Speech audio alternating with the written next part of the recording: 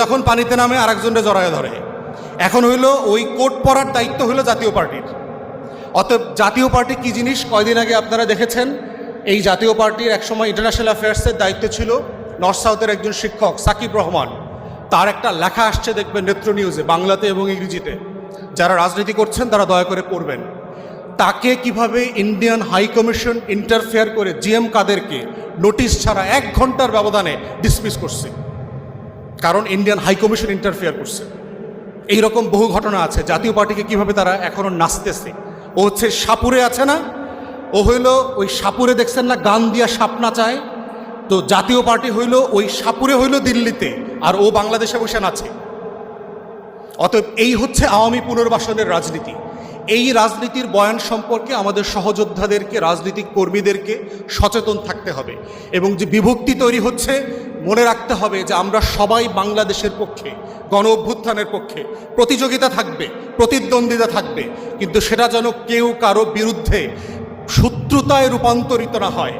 BNP জামাতের শত্রু না, জামাত এনসিপির শত্রু না, এনসিপি এবি পার্টির শত্রু না, আমরা কেউ কারো শত্রু না, এটা মাথায় রাখতে হবে।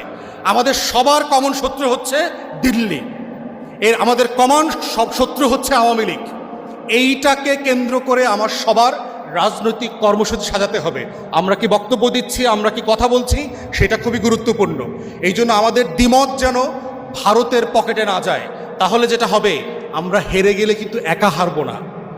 বিএনপি যখন ডুবছে গত 16 বছরে, শুধু বিএনপি ডুবছে না, সারা বাংলাদেশ ডুবছে, সারা বাংলাদেশ ডুবছে। যখন জামাত ডুবছে তখন কি শুধু জামাত ডুবছে না, সারা দেশ ডুবছে, সারা দেশ ডুবছে।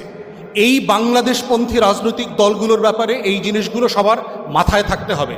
দ্বিমত করবেন, আমরাও দ্বিমত করেছি, বিএনপির সাথে অনেক বিষয়ে আমাদের দ্বিমত আছে। আমরা ঐকমত্য কমিশনে পাবলিকলি বলেছি, কিন্তু তাই বলে তো তারেক রহমানের নাম ধরে গালি দিতে হয়নি।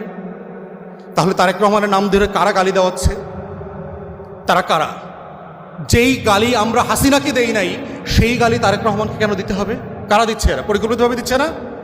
যে মরছে সেও যুবদলের, যে মারছে সেও যুবদলের, বিচার চাইতেছে তারেক রহমানের কাছে। ঠিক উল্টা হওয়ার কথা না?